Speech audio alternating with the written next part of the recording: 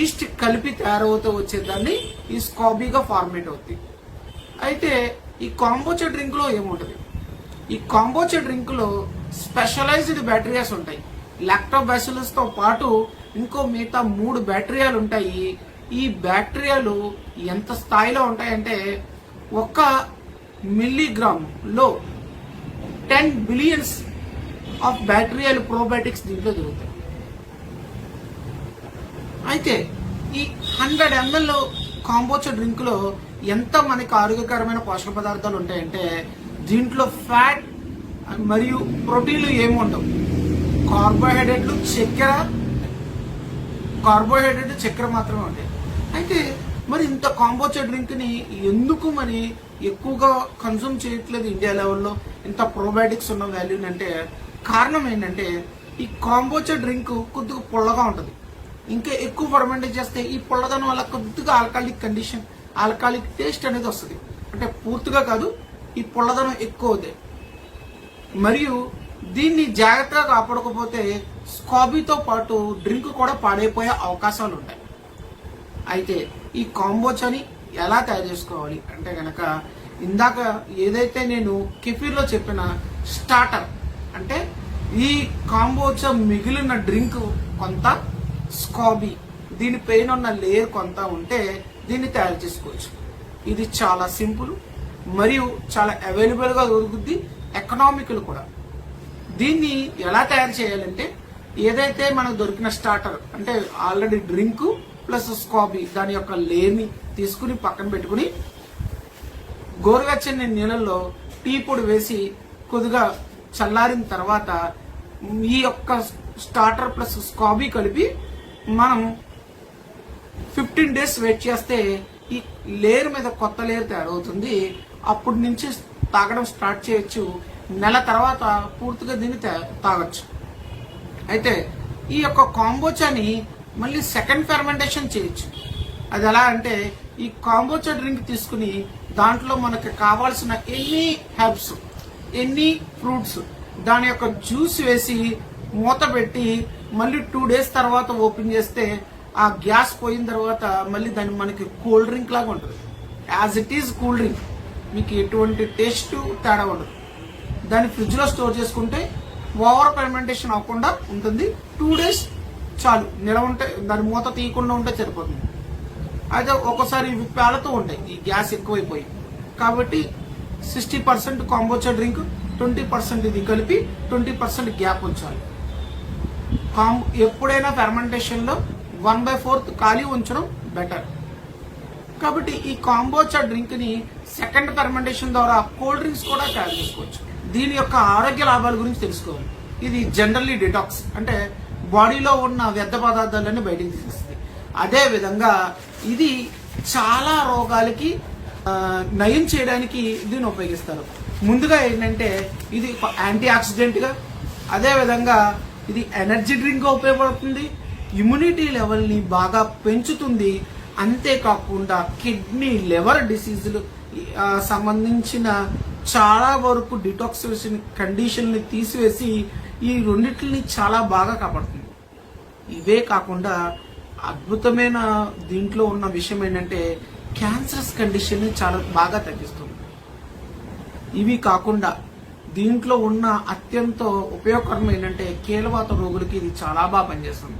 Diabetic పేషెంట్లకి వీళ్ళలో immunity లెవెల్ని పెంచుతుంది.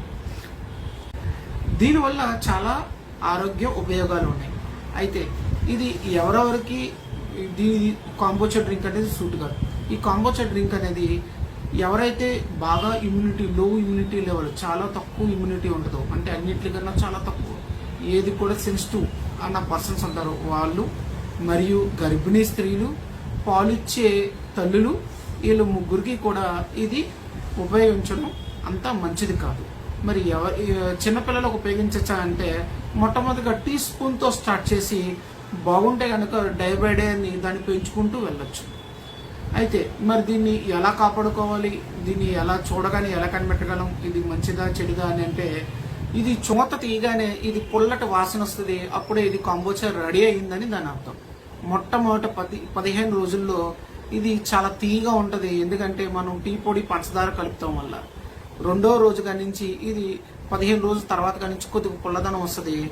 ఇంకా నెల రోజులు దాటిన నుంచి పుల్లదనం రోజు బాగా పెరుగుతూ ఉంటుంది, బాగా పుల్లటి వాసన వస్తుంది. అదే కాంబోచా టీ. అయితే చాలు మనం సెకండ్ ఫెర్మెంటేషన్లో ఏదైతే వాడతామో దాన్ని బట్టి డ్రింక్ అనేది మారుతూ ఉంటుంది. ఈ కాంబోచా డ్రింక్ అని చేసుకోవడం చాలా సులభం. కాబట్టి మీకు ఎవరైనా ఇది కావాలి అనుకుంటే కనుక నేను ఆ డ్రింక్ సంబంధించిన డ్రింకు, ఆ కాంబోచా స్కోబీ ఫ్రీగా మీకు నేను ఫ్రీగా పంపిస్తాను. మీరు నాకు కొరియర్ ఛార్జెస్ అనేవి సెండ్ చేస్తే సరిపోతుంది. Thank you. Amar homeo. Hi, ఎలా ఉన్నారు?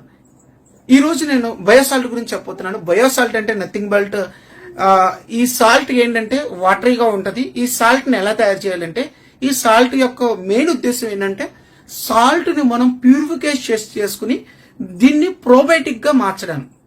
ఈ ప్రోబయోటిక్గా అంటే ఏంటంటే దాంట్లో లైవీ బ్యాక్టీరియా ఉంచడం. ఈ బయోసాల్ట్ యొక్క తయారు చేసే విధానం చాలా సింపుల్. అయితే దీని గురించి మనం తెలుసుకోవాల్సింది ఏంటంటే ఇది సాల్ట్ ఉన్న కంటెంట్స్ ఉంటాయి. అయితే ఈ సాల్ట్ లో ప్రోబయోటిక్ నేచర్ ఉండడం వల్ల ఇది హెల్దీగా మనకి ఉపయోగపడుద్ది. దీన్ని డోసేజ్ కూడా మన మామూలు సాల్ట్ కన్నా కొద్దిగా ఎక్కువగా తీసుకోవచ్చు. అయితే దీన్ని తయారు చేసే విధానం చాలా సింపుల్ అండి. పులియబెట్టిన గంజి, ఏదైతే అన్నం వచ్చిన తర్వాత గంజి ఉంటుందో ఆ గంజిని 7 hours తర్వాత మనం దాన్ని యూజ్ చేసుకోవచ్చు. లేదంటే సోకుడు ఒకరా స్లైస్, నీళ్ళల్లో నానబెట్టిన బెండకాయ ముక్కల కేవలం వాటర్ని తీసుకుని ఆ వాటర్లో ఏదైతే మనం తీసుకున్నాం అనుకున్న రాక్ సాల్ట్ లేదా హిమాలయ పింక్ సాల్ట్ వీటిని సాచురేట్ చేసి బాగా కలిపి, ఎంతలా కలపాలంటే సాల్ట్ కింద మనకి బేస్ లైన్లో ఉండిపోయేదా వరకు కలిపి 7 days నుంచి 10 days వరకు ఉంచితే సరిపోతుంది. ఆ తర్వాత కానించి ఈ సాల్ట్ని మనం యూజ్ చేసుకోవచ్చు. ఈ సాల్ట్ వల్ల బెనిఫిట్ ఏంటంటే మనం సాధారణంగా కూరగాయలని కోసిన తర్వాత ఫ్రిడ్జ్లో పెడతాం. కానీ మనం ఏమనుకుంటాం అంటే ఈ కూరగాయలు ఫ్రెష్గా ఉంటాయి కదా అనుకుంటాం. కానీ ఎప్పుడైతే మనం కోస్తామో ఆ తర్వాత కానించి అయ్యి డిటాక్సిఫికేషన్ ప్యూరిఫికేషన్ జరుగుద్ది, అంటే కొలడం జరుగుతాయి. కానీ కూలింగ్లో ఉండడం వల్ల దాని ప్రక్రియ ఆగుద్ది అనుకుంటాం. దానికన్నా ఇదైతే బయోసాల్ట్ని దాని మీద అప్లై చేయడం వల్ల నెక్స్ట్ రోజుకి ఫ్రెష్గా ఉంటాయి. ఇదే కాకుండా ఈ యొక్క బయోసాల్ట్తో మనం ఏదైతే ప్రోబయోటిక్స్ ఉన్నాయో అన్ని కూడా తయారు చేసుకోవచ్చు. ఫుడ్ని స్టోర్ చేసుకోవడమే కాకుండా లైవ్గా చాలా తాజాగా ఉండేటట్టుగా మనం ఏదైతే కట్ చేసిన ఫ్రూట్స్ లేదా వెజిటేబుల్స్ ఉంచుకోవచ్చు. అదేవిధంగా ఈ బయోసాల్ట్ ఎలా యూజ్ చేయాలంటే సాధారణంగా మనం 1 చెంచా సాల్ట్ వేస్తే కనుక ఇది 2 spoons నుంచి 5 spoons వరకు ఉపయోగించుకోవచ్చు. ఇది వాటరీగా ఉండడం వల్ల మనం అంతా ఉడికిన అయిపోయిన తర్వాత ఇది యూజ్ చేసుకోవచ్చు. దీనివల్ల మనకు బెనిఫిట్ ఏంటంటే ఏదైతే కాల్షియం డిపాజిట్ ఉందో మనకు అది సంబంధించిన ఇబ్బంది, కీలవాతం ఇబ్బంది, అదే గుండె జబ్బుల వాళ్ళు అందరికీ కూడా ఇది చాలా హెల్దీగా ఉంటుంది. అలాగే థైరాయిడ్ కంప్లైంట్లు చాలా స్పీడ్గా తగ్గుతాయి. మీరు ట్రై చేయండి. ట్రై చేసిన వాళ్ళు ఉంటే కనుక మెసేజ్ చేయండి, నేను దానికి రిప్లై ఇస్తాను. ట్రై చేయాలనుకున్న వాళ్ళు నాకు చెప్పండి, నేను వాళ్ళకి ఇంకా ఈజియెస్ట్గా మీకు నేను దీన్ని అందించగలను. Thank you. Amar homeo. Hi, ఎలా ఉన్నారు? మార్కెట్లో దొరికే యోగర్ట్ పెరుగు తీసుకోవడం వల్ల మనకు జరిగే లాభం ఉంటుందా నష్టం ఉంటుందా అని చాలామంది అడుగుతూ ఉంటారు. మార్కెట్ యోగర్ట్ ఏదైతే దొరుకుతుందో అవి డైరెక్ట్ యోగర్ట్ మనకు దొరకట్లేదు. అది ఫ్లేవర్స్తో కూడిన యోగర్ట్ మనకు దొరుకుతుంది. దీనివల్ల మనం తిరిగి దాన్ని తయారు చేసుకోలేం. ఈ ఏవైతే ఫ్లేవర్స్ ఉన్న యోగర్ట్లు ఉన్నాయో, అంటే స్ట్రాబెర్రీ కానీ మ్యాంగో కానీ ఏవైతే ఫ్రూట్స్ యొక్క యోగర్ట్స్ ఉన్నాయో వీటిల్లో ఈ ఫ్రూట్స్ ఈ యోగర్ట్ టేస్ట్ రావడం కోసం దీంట్లో షుగర్ని యాడ్ చేస్తారు. అదేవిధంగా దీంట్లో ఎక్కువ ఫ్యాట్స్ ఉంటాయి. అదేవిధంగా దీంట్లో ఎక్కువ ప్రోటీన్స్ కూడా ఉంటాయి. మార్కెట్లో దొరికే యోగర్ట్ల వల్ల, అంటే ఫ్లేవర్డ్ యోగర్ట్ల వల్ల మనకి ఒక పంచదార నోట్లో వేసుకున్నంత ఉపయోగం తప్ప ఎటువంటి ఉపయోగం ఉండదు. కాబట్టి మార్కెట్లో వాడే యోగర్ట్ల కన్నా మీరు ఓన్గా లేదా కల్చర్ తెచ్చుకుని లేదా స్టార్టర్స్ తెచ్చుకుని ఇంట్లోనే తయారు చేసుకునే యోగర్ట్ మీ ఆరోగ్యానికి ఎంతో ప్రధానం. Thank you. Amar homeo. Hi, ఎలా ఉన్నారు? ఈరోజు నేను కార్బోహైడ్రేట్స్ గురించి చెప్పబోతున్నాను. కార్బోహైడ్రేట్స్ గురించి ఉన్న అపోహలు తీయడం గురించి చెప్పబోతున్నాను. ఒక మనిషికి, సాధారణ మనిషికి ఎంత కార్బోహైడ్రేట్స్ తీసుకోవాలి, అదేవిధంగా కార్బోహైడ్రేట్స్ వల్ల ఏవైతే నష్టం జరుగుతుందన్న ప్రచారానికి గల కారణాల గురించి నేను ఈ వీడియో చెప్పబోతున్నాను. Welcome to Amar homeo. ఈరోజు నేను కార్బోహైడ్రేట్స్ అంటే ఏంటి, కార్బోహైడ్రేట్స్ అంటే ఇది ఒక మైక్రో న్యూట్రియంట్స్, అంటే మన శరీరానికి కావాల్సిన ఒక న్యూట్రియంట్, అంటే న్యూట్రిషన్. ఇది మన యొక్క శరీరం యొక్క మజిల్ స్ట్రెంగ్త్కి, అదేవిధంగా డిసీజులు తట్టుకునే శక్తి రావడానికి, జీర్ణశక్తి పెరగడానికి, జీర్ణశక్తి అవ్వడానికి, అదేవిధంగా మన శరీరంలో నడవడానికి, అంటే మెటబాలిజం క్రియ జరగడానికి, రక్తనాళాలకి, నరాలకి ఏదైతే నర్వ్స్ సప్లై ఉందో వీటి యొక్క జరగడానికి ఇది ఎంతో ఉపయోగపడే ఒక మైక్రో న్యూట్రియంట్. ఈ కార్బోహైడ్రేట్స్ అనేవి ఎమర్జెన్సీ ఎనర్జీ రావడానికి, అదేవిధంగా మనిషి మూడ్ స్వింగ్స్ స్థిరంగా ఉండడానికి, అదేవిధంగా వెయిట్ గెయిన్ అవ్వడానికి ఉపయోగపడే ఒక ముఖ్యమైన మూలకాలు కార్బోహైడ్రేట్స్. అయితే ఇవి ఎన్ని రకాలు? ఈ కార్బోహైడ్రేట్స్లోని రకాలు ఈ మూడు. ముందు స్టార్చెస్ అంటే పిండి పదార్థాలు, 2 షుగర్ చక్కెర, 3 ఫైబర్. అయితే నేను ఒక పూర్తి బయోకెమిస్ట్రీ స్టూడెంట్గా మీ ముందు చెప్పకుండా కొన్ని మనకి కావాల్సినవి అందరికీ అర్థమయ్యే విధంగా కొన్ని విషయాలు మాత్రమే నేను మీతో ఈ వీడియోలో చేర్చుకుంటున్నాను.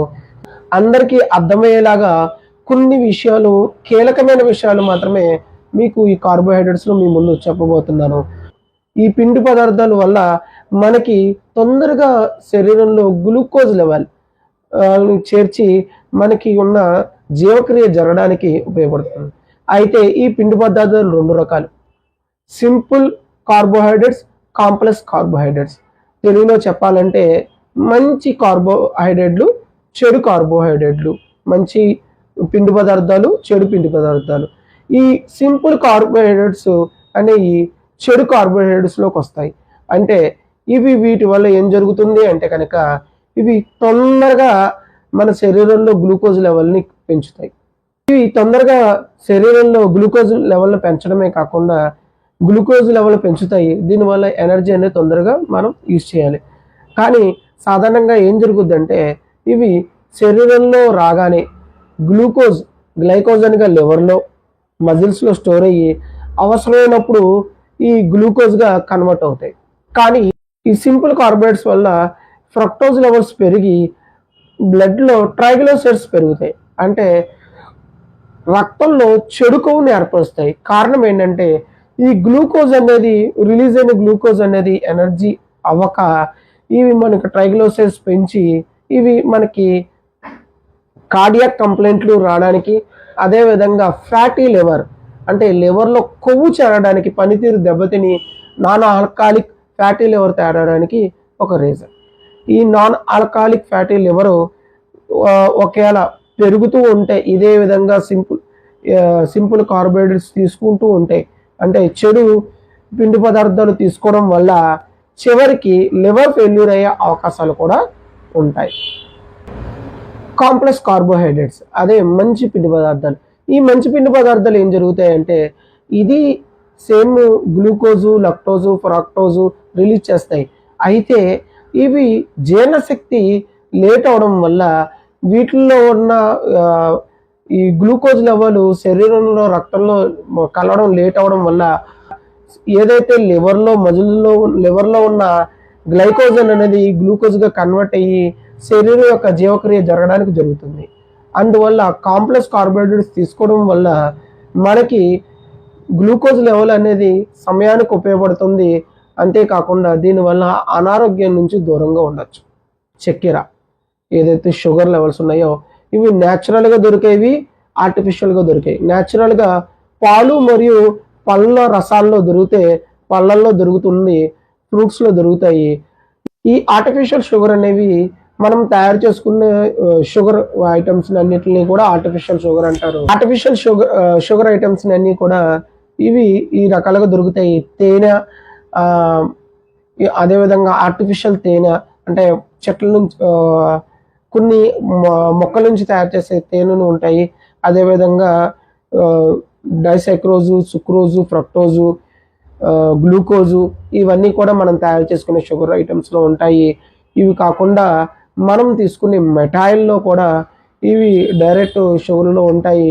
ఇవి కాకుండా cool drinks, packed foods and అదేవిధంగా సోడాలో కూడా ఇవి ఆర్టిఫిషియల్ షుగర్స్ అనేవి యాడ్ అవుతాయి. వీటి వల్ల ఏంటంటే ఇన్స్టెంట్గా షుగర్స్, ఇన్స్టెంట్ ఎనర్జీ అనేది రిలీజ్ అవుద్ది. వీటిని ఎక్కువగా తీసుకోవడం వల్ల కూడా అనారోగ్యానికి గురవుతాం. మూడోది ఫైబర్. ఫైబర్ అంటే పీచు పదార్థాలు. ఈ పీచు పదార్థాలు ఇవి జీర్ణ శక్తిని పెంచడానికి ఉపయోగపడతాయి. ఈ పీచు పదార్థాలు కూడా కార్బోహైడ్రేటే. ఈ పీచు పదార్థాల్లో ఏముంటాయంటే సాల్బుల్, నాన్ సాల్బుల్ ఉంటాయి, అంటే కరిగేవి, కరగనివి. ఈ పీచు పదార్థాలు ఏవేవి దాంట్లో ఉన్నవంటే పాలు మరియు మాంసాహారాల్లో పీచు పదార్థాలు అనేవి దొరకవు. ఈ సాల్బుల్ లేదా కరిగే పీచు పదార్థాలకు ఏం జరుగుద్దంటే ఈ పీచు పదార్థాలు కరిగేవి శరీరంలో ఉన్న చెడు కొలెస్ట్రాల్ అంటే ఎల్డిఎల్ని తగ్గిస్తాయి. అదేవిధంగా గ్లూకోజ్ లెవెల్, బ్లడ్లో గ్లూకోజ్ లెవెల్ని తగ్గిస్తాయి, కాన్స్టిపేషన్ దూరం చేస్తాయి. అదే కరగనివి ఏం చేస్తాయంటే బల్కింగ్ ఏజెంట్ లాగా కాన్స్టిపేషన్ని కంట్రోల్ చేసి మోషన్ ఫ్రీ అవ్వడానికి ఉపయోగపడతాయి. వీటిని ఫైబర్ ఫుడ్స్ అంటారు. ఈ ఫైబర్ ఫుడ్ వల్లే జీర్ణ వ్యవస్థ అనేది బాగా జరుగుతుంది. వీటి వల్ల వెయిట్ గెయిన్ అనేది కూడా తగ్గుతాము, వెయిట్ గెయిన్ అవ్వకుండా ఉంటాము. అసలు ఈ కార్బోహైడ్రేట్లు మరి ఎందుకు తక్కువగా తీసుకోమంటారంటే గ్లైసిమిక్ ఇండెక్స్ అంటే జిఐ. ఈ వీటిలో ఏదైతే మనం తీసుకున్న ఆహార పదార్థాల్లో గ్లూకోజ్ లెవెల్ ఎక్కువగా ఉంటే కనుక వాటిని తగ్గించుకోమని చెప్తారు. ఏదైతే గ్లైసిమిక్ ఇండెక్స్ బాగా ఎక్కువ ఉన్నదో ఆ ఆహార పదార్థాలు దూరంగా ఉండడం వల్ల డయాబెటిక్ లెవెల్స్ అనేవి మనం తగ్గించుకోవచ్చు. అదేవిధంగా గుండె వ్యాధుల నుంచి కూడా మనం దూరంగా ఉండొచ్చు. అయితే ఈ కార్బోహైడ్రేట్లు మనం రోజువారీలో ఎంత తీసుకోవాలనుకుంటే మనం ఏదైతే మన ప్లేట్ ఉందో దాంట్లో 1/4 ఓన్లీ కాంప్లెక్స్ కార్బోహైడ్రేట్స్ అంటే మంచి పిండి పదార్థాలు మాత్రమే తీసుకోవాలి. అదేవిధంగా ఫ్రూట్స్ మనం సగం ప్లేట్స్ ఫ్రూట్స్ ఎక్కువగా తీసుకోవాలి.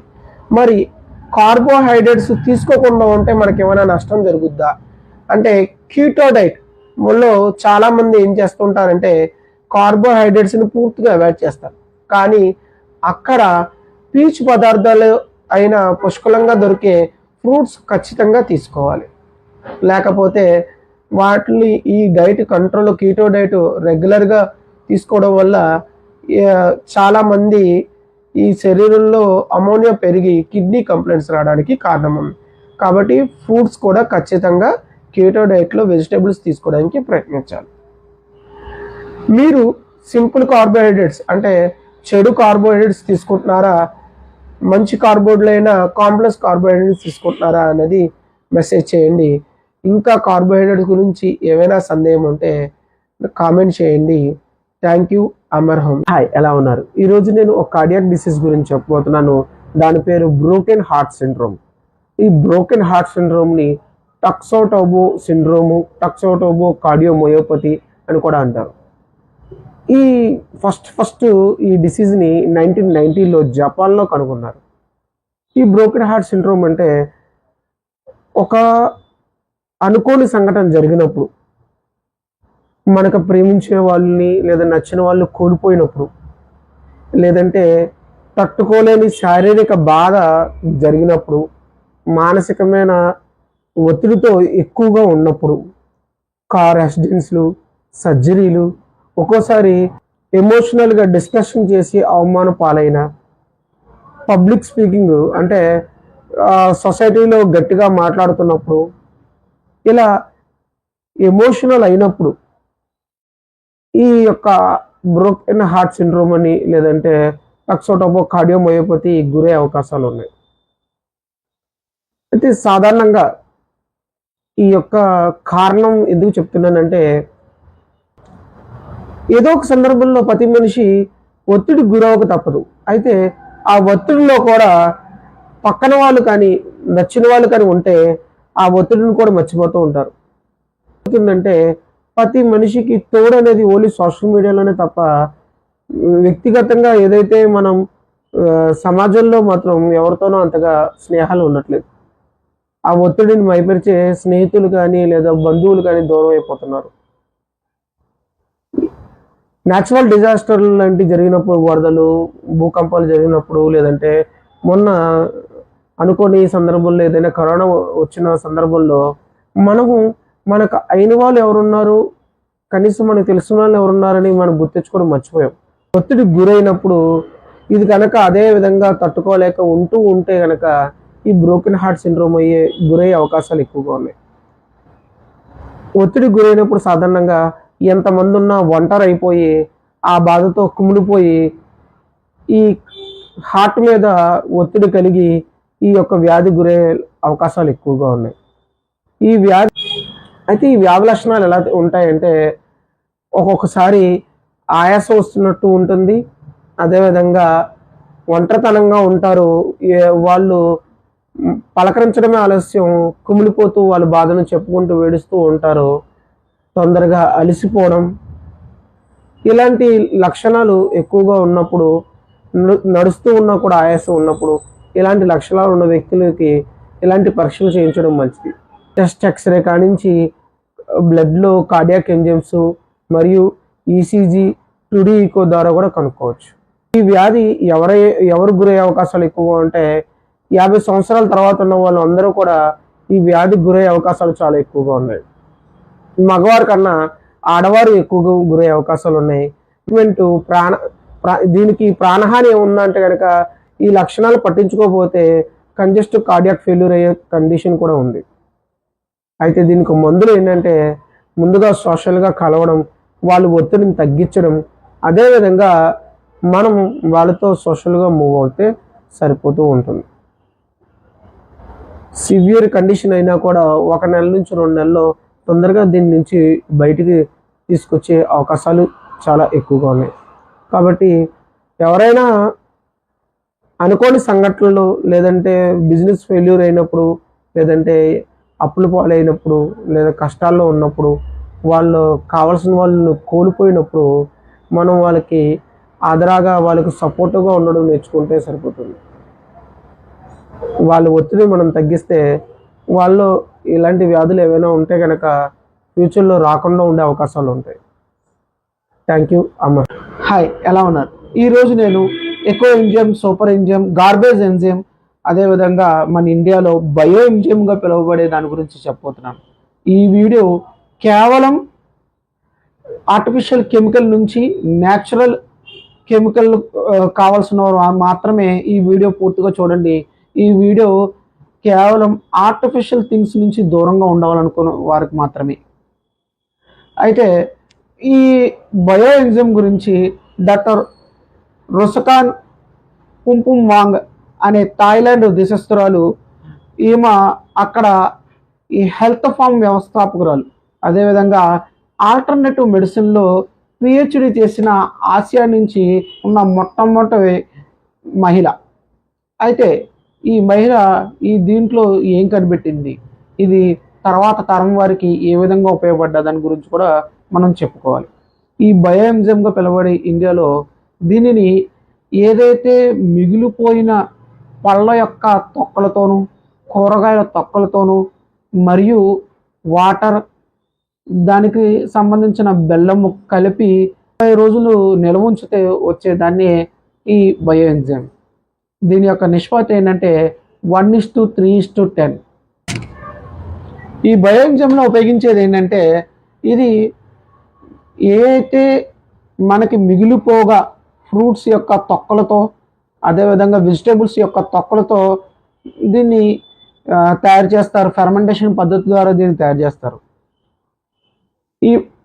దీని ద్వారా మనకి ఏం ఉపయోగం, ఏం సాధించింది డాక్టర్ రుసకాన్ అంటే, ఈమె ఏదైతే థాయిలాండ్లో ఈమె చేస్తున్న సందర్భంలో అక్కడ ఉన్న నేల బురద నేల, అదేవిధంగా ఆ బురద నేలలో పండిన పంటలు సరిగ్గా అంత దిగుబడి ఇచ్చేవి కావు. దాంతో ఆమె ఈ బయోఎంజైమ్ కనిపెట్టిన తర్వాత దీన్ని ల్యాబ్లో ఇంకా ఆ, దీన్ని దీనికి బ్యాక్టీరియాలు తట్టుకునే శక్తి ఉందా లేదా అని ప్రయోగించిన తర్వాత ఇవి అగ్రికల్చర్లో ఇంప్లిమెంట్ చేసిందేమో. ఈ అగ్రికల్చరల్ ఇంప్లిమెంట్లో ఎంతలా చేసిందంటే చివరికి ఆ ఇసుక నెలల్లో కూడా ఇది వేసిన తర్వాత బయోఎంజైమ్ వేసిన తర్వాత అక్కడ పంట పండడం చూశారు.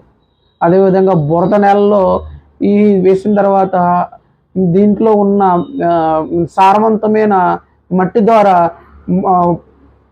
పంట బాగా దిగుబడి రావడం చూశారు. అదేవిధంగా ఏదైతే కాయలు రాని చెట్లు కొన్నాయో వాటికి కాయలు వచ్చేలాగా ఫలాలు వచ్చేలాగా చూసుకున్నారు. ఎదుగుదల కోసం కూడా దీన్ని బాగా ఉపయోగించుకున్నారు.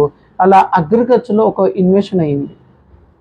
అంతేకాకుండా ఈ బయోఎంజైమ్ ద్వారా ఇవి అక్కడున్న ఏషియన్ కంట్రీస్ ఎవరైతే ఉన్నారో ఈ ఏషియన్ కంట్రీస్ అందరూ కూడా అక్కడ ఉన్న నదుల్ని చెరువుల్ని శుభ్రం చేయడం మొదలుపెట్టారు.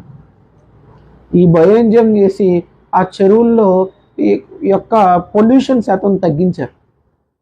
అదేవిధంగా డైరీ ఫామ్ వంటి గేదెలు, ఆవులు, పందులు వీటిల్లో యొక్క ఆహారం తీసుకునే శాతం పెంచారు. వీటికి వచ్చి నులుపురుగులని శాతం తగ్గించడానికి కూడా ఈ బయోఎంజైమ్ యూజ్ చేశారు. చివరికి చెరువుల్లోనూ కాలువల్లోనూ పెంచుకునే చేపలు ఈ యొక్క వచ్చే బ్యాక్టీరియాలని ఈ వైరస్లను తట్టుకోవడానికి కూడా వీటిని ఈ బయోఎంజైమ్ యూజ్ చేశారు. ఈ బయోఎంజైమ్ యొక్క చివరి స్థాయి తారాస్థాయి ఎంతలా చేరిందంటే గాల్లో ఉన్న పొల్యూషన్ శాతం తగ్గించడానికి కూడా దీన్ని యూజ్ చేశారు. ఇది కాకుండా హౌస్ హోల్డింగ్ అంటే ఇంటిలో పరిశుభ్రపరచుకోవడానికి ఉపయోగించే అన్ని విషయాల్లోనూ కూడా వీటిని క్లీన్ చేసుకోవడానికి ఉపయోగించుకున్నారు. చివరికి డ్రైనేజ్ బ్లాకేజ్ని సెప్టిక్ ట్యాంకులో సెప్టిక్ ఏదైతే స్లడ్ తగ్గించడానికి కూడా ఈ బయోఎంజైమ్ని యూజ్ చేశారు. రాగి, ఇనుము వస్తువులు తుప్పడకుండా శుభ్రం చేసుకోవడానికి కూడా ఈ బయోఎంజైమ్ యూజ్ చేశారు. ఇంకా ఈ థాయిలాండ్ ఏదైతే మలేషియా దేశస్తులు ఉన్నారో వాళ్ళైతే ఈ నిద్ర పట్టడానికి కూడా దీన్ని యూజ్ చేశారు. మన ఇండియాలో అయితే రేడియేషన్ తగ్గించుకోవడానికి దీన్ని యూజ్ చేస్తున్నారు. అయితే ఇంతలా ఉన్న బయోఎంజైమ్లో ఏముంది అంటే ఎన్ఐటి సంబంధించిన ఈ కాన్పూర్కు మరియు నేపాల్లో ఉన్న కొంతమంది ఎన్ఐటి స్టూడెంట్స్ ఈ బయోఎంజైమ్ మీద రీసెర్చ్ చేసి ఇది యాంటీ ఫంగల్, యాంటీ బ్యాక్టీరియాగా అంటే ఏదైతే ఈ కోలై ఇంకా మిగతా బ్యాక్టీరియాల్ని శుభ్రం చేయడానికి ఇది ఎంతో ఉపయోగపడుతుందని కనిపెట్టారు. అంతేకాకుండా కొన్ని యొక్క వామ్స్ను తగ్గించడానికి కూడా ఇది ఉపయోగపడుతుందని ల్యాబొరేటరీ ప్రూఫ్గా ఇది ఉపయోగపడింది. ఇదే బయోఎంజైమ్ని సబ్బులు అంటే ఒంటి సబ్బులు, అదేవిధంగా బట్టలు ఉతికే లిక్విడ్గా, ఇంకా షాంపూలు అన్నిటిలోనూ బయోఎంజైమ్ యూజ్ చేసుకునేలాగా యూజ్ చేశారు. ఈ బయోఎంజైమ్లో ఇంతలా యూజ్ చేస్తున్న బయోఎంజైమ్ మరి ఏ విధంగా తయారు చేస్తారన్నది కూడా తెలుసుకోవాలి. ఏదైతే ఫ్రూట్స్ తొక్కలు ఉన్నాయో ఈ తొక్కలు లేదా వెజిటేబుల్స్ తొక్కలు, ఈ ఫ్రూట్స్ తొక్కలోని 3% తీసుకుని 1% జాగరి లేదా బెల్లం తీసుకుని 10% వాటర్ తీసుకుని దీన్ని చిన్న మూత కాకుండా పెద్ద మూత ఉన్న ఒక డబ్బాలో తీసుకుని 1/4 వాటర్ని కొద్దిగా ఖాళీ ఉంచుకుని బిగిస్తే దీన్ని ఇక్కడ నుంచి 90 రోజుల వరకు నిల్వ ఉంచితే ఫెర్మెంటేషన్ పద్ధతి ద్వారా ఇది తయారవుతుంది. అయితే మొదటి రోజు నుంచి 15వ రోజు వరకు దీన్ని మూత లూజ్ చేస్తూ ఓపెన్ చేస్తూ క్లోజ్ చేయడం వల్ల దీంట్లో ఉన్న కార్బన్ డైఆక్సైడ్ బయటకు పోయి మళ్ళీ ఫెర్మెంటేషన్ ప్రాసెస్ జరుగుతుంది. ఇది ఏరోబిక్ ప్రాసెస్ అంటారు, అంటే గాలి తగలాలి దీనికి. ఈ పద్ధతి ద్వారా దీన్ని ఈ యొక్క ఫర్మెంటేషన్ అనేది ఈ బయోఎంజైమ్ అనేది తయారు చేస్తారు. అయితే ఈ బయోఎంజైమ్ని వల్ల మనకి ఇంకేమైనా ఉపయోగాలు ఉన్నాయా, ఇంకేమైనా దీన్ని మన ఇండియాలోకి ఎలా తీసుకొచ్చారంటే డాక్టర్ రుసకన్ ఈమె ఏదైతే pharma and agriculture FIO authorities ఇప్పుడు మీటింగ్ జరుగుతున్నప్పుడు ఇండియాలో జరిగినప్పుడు ఆమె ప్రసంగాన్ని ఇచ్చినప్పుడు ఇండియాలో దీని యొక్క వైడ్ రేంజ్ ఎలా ఉందంటే బయోఎంజిఎం చేసిన పొలాల యొక్క ఆకులు శాతం పర్సంటేజ్ కూడా పెరిగింది. అంటే ఆకులు మామూలు యొక్క పెరుగుదల కన్నా బయోఎంజిఎం చేసిన దాంట్లో పెరుగుదల చాలా ఎక్కువగా ఉంది. అదేవిధంగా దిగుబడి కూడా చాలా ఎక్కువగా ఉంది. మన ఇండియాలో నేను దీని గురించి విస్తృతంగా ప్రచారం చేస్తున్న వ్యక్తుల్లో ఇద్దరు వ్యక్తుల గురించి చెప్పబోతే ఈ బయోఎంజిఎం యొక్క టాపిక్ అనవసరం. ఆ వ్యక్తుల్లో మొట్టమొదటి వ్యక్తి శైలేంద్ర సాగా గారు. ఆయన ఈ బయోఎంజిఎం యొక్క గురించి మన ఆంధ్రాలో చాలా వైడ్గా ప్రచారం చేశారు. భీమవరంలో కూడా క్లాసులు తీసుకున్నారు. ఆన్లైన్ క్లాసులు అయితే చాలా ఎక్కువ. ఆంధ్ర తెలంగాణలో ఆయన చేసిన కృషి మనం నోటితో చెప్పలేం. అంత ఎక్కువగా కృషి చేసి ఆ బయోఎంజిఎం ద్వారా ఆయన మనం ఎలా లాభం పొందొచ్చని దీని గురించి ఎప్పుడూ క్లాసులు జరుగుతూనే ఉంటాయి. దానికి సంబంధించిన మీకు ఆయన యూట్యూబ్ లింక్ నేను డిస్క్రిప్షన్లో ఇస్తాను. ఆయన మీరు కలవచ్చు. చాలా చాలా మంచి మనిషి. ఆయన బయోఎంజిఎంని ఎలా వాడాలి, ఎలా యూజ్ చేసుకోవాలి, నేను యూజ్ చేస్తున్నప్పుడు మిస్టేక్స్ని ఆయన దాని గురించి చాలా వివరంగా చెప్పారు. ఇంకా దాన్ని ఇంకా వైడ్ రేంజ్లో ఎలా ఉపయోగించాలి అనే దాని గురించి కూడా ఆయన చాలా బాగా చెప్పారు. నేను ఈ ఫెర్మెంటేషన్ వీటిని ఇన్స్పైర్ అయిన వ్యక్తుల్లో శైలేంద్ర గారు ఒకటి. తర్వాత శ్రీకాంత్ ఆర్జే. ఈయన హైదరాబాద్లోనే చదువుకున్నారు. హైదరాబాద్లో కొన్నాళ్ళు ఉన్నారు. తర్వాత ఈయన చెన్నై వాసి. ఈయన ఈ బయోఎంజిఎం గురించి వరల్డ్ లెవెల్లో ఈయన బయోఎంజిఎం అసోసియేషన్ కూడా తయారు చేసి దీన్ని యొక్క కమర్షియలైజ్ కూడా చేశారు. ఈయనకి బయోఎంజిఎం అంటే ఎంత ఇష్టం అంటే మేము బయోఎంజిఎం గురించి క్లాసులు చెప్పాలండి, లేదంటే బయోఎంజిఎం యొక్క ఫ్యాక్టరీ పెడుతున్నాం అంటే ఆయన సొంత ఖర్చులతో ముందు అక్కడికి వచ్చి ఆ ఏర్పాట్లు చేసి చెబుతూ ఉంటారు. ఈయన కూడా ఒంగోలు ఇంకా కొన్ని గ్రామాల్లో ఈయన కూడా బయోఎంజిఎం గురించి క్లాసులు తీసుకున్నారు. చాలా మంచి మనిషి. ఈయన కూడా నేను ఆన్లైన్లో ఫోన్ ద్వారా కలిసినప్పుడు కూడా చాలా ఓపిక్గా సహనంతో అన్ని ప్రశ్నలకు సమాధానం చెప్పిన వ్యక్తి. అదేవిధంగా బయోఎంజిఎం గురించి చాలా విస్తృతంగా ప్రచారం చేస్తున్న వ్యక్తి. ఆయన యూట్యూబ్ లింక్ కూడా నేను డిస్క్రిప్షన్లో ఉంచుతాను, మీరు అది చూడండి. అయితే ఈ బయోఎంజిఎంని ఎందుకు మరి వైడ్ రేంజ్లో ఇది తీసుకోలేకపోయారు, ఎందుకు ప్రపంచంలో దీన్ని ఎక్కువగా వాడలేకపోయారంటే దీనికి కొన్ని ఉన్న లోపాలు. మొట్టమొదటిది ఏంటంటే ఇది ఎప్పుడు ఎయిర్ టైట్తో ఉండాలి. అదేవిధంగా ఇది తయారు చేసేటప్పుడు ఎంతో కొద్దిగా సహనంతో మొదటి 15 రోజులు గాలి ఓపెన్ చేయడం క్లోజ్ చేయడం చేయాలి. ఇంకా ఇది ఏంటంటే ఈ బయోఎంజిఎం సక్సెస్ అవ్వకపోవడానికి కారణం ఏంటంటే మనుషుల్లో ఉన్న అశ్రద్ధ. ఈ అశ్రద్ధ వల్లే ఈరోజు ఈ బయోఎంజిఎం అనేది వైడ్గా యూజ్ చేయలేకపోతున్నారు. ఇంకా పెద్ద కారణం ఏంటంటే కార్పొరేట్కి బానిసత్వం వహించడం.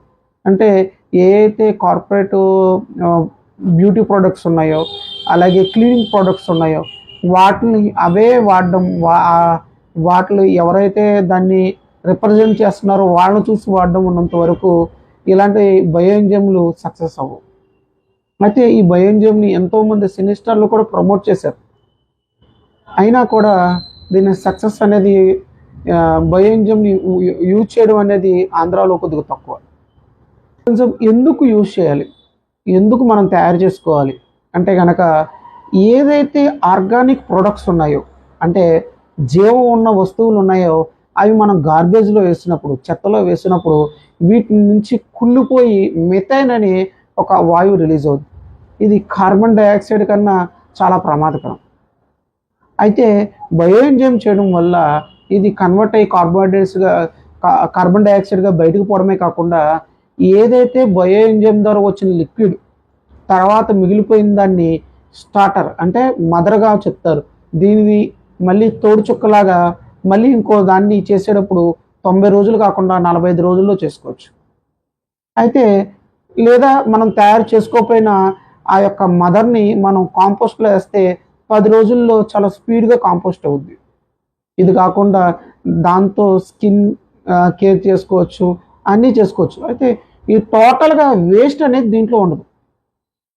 మిగతా ప్రొడక్ట్స్ ఏవైతే ఉన్నాయో అన్నిటికీ వేస్ట్ ఉంటాయి.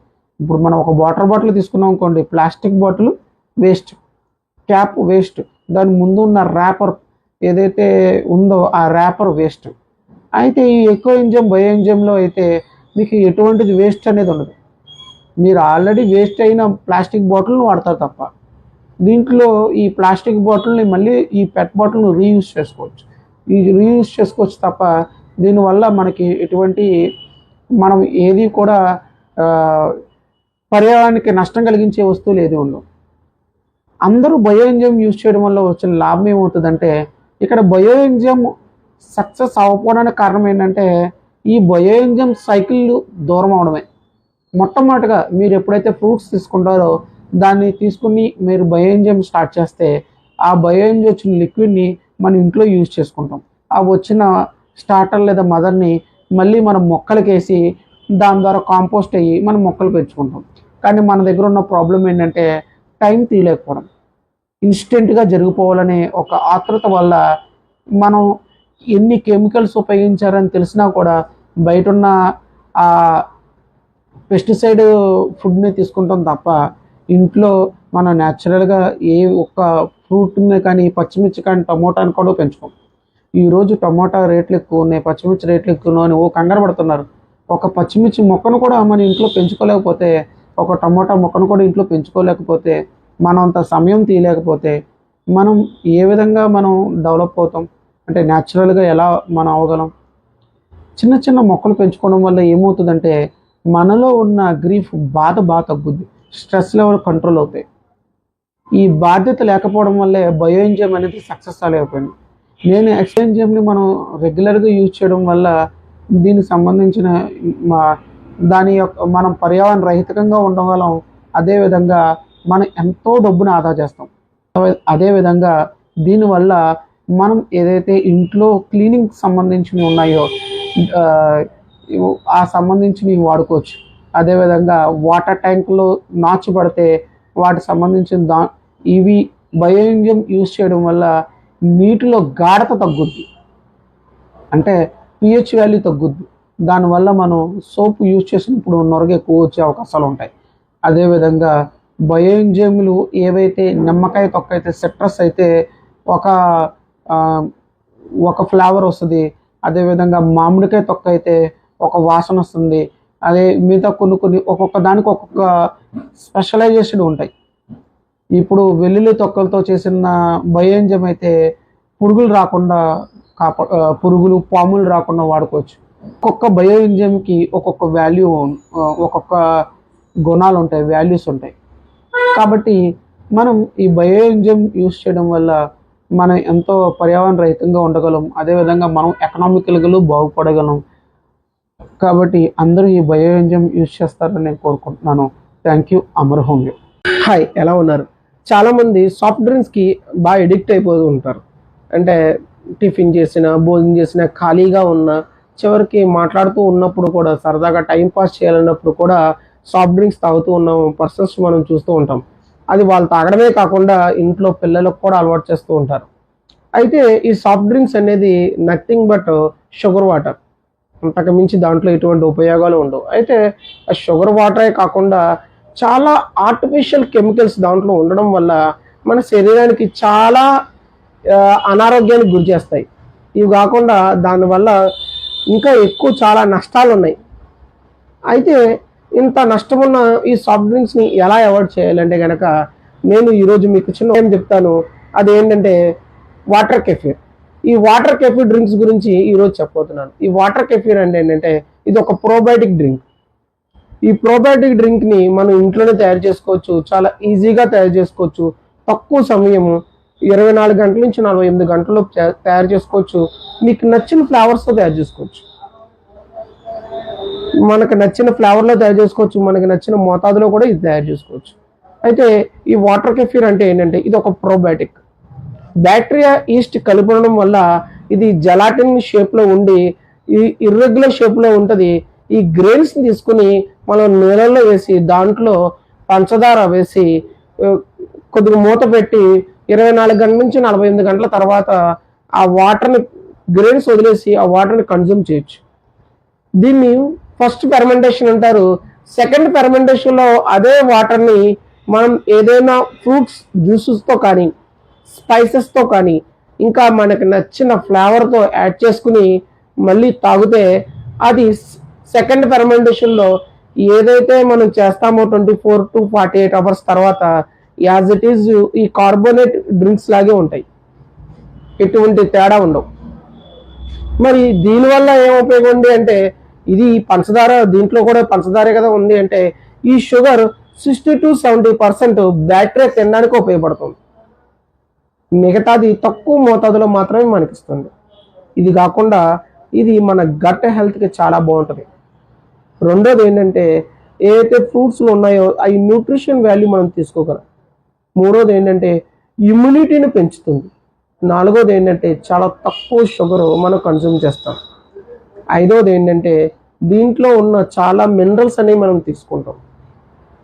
ఈ వాటర్ కెఫీర్ కొబ్బరి నీళ్ళలో తీసుకుంటే ఇంకా ఎక్కువ మినరల్స్ అనేవి పొందొచ్చని చాలామంది ఎక్కువ కొబ్బరి నీళ్ళతోనే వాటర్ కెఫీర్ యూజ్ చేస్తుంటారు.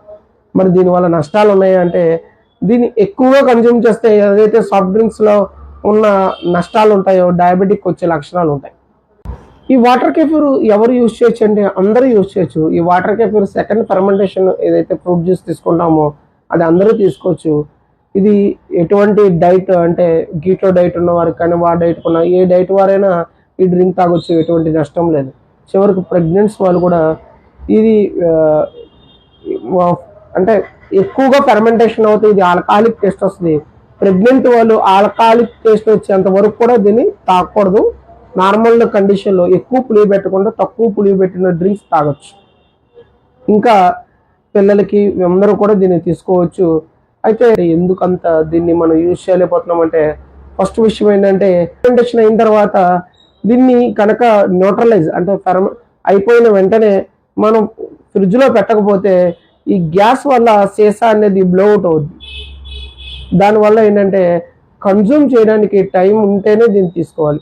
కన్జ్యూమ్ లేని టైంలో దీనివల్ల ఫ్రిడ్జ్లో పెట్టుకోవడం లేదా పారబోయడం జరుగుద్ది. కాబట్టి నిల్వ ఉంచడంలో కొద్దిగా ఇబ్బందులు ఉంటాయి. కాబట్టి ఇది ఎక్కువ మంది యూజ్ చేయకపోవడానికి కారణం.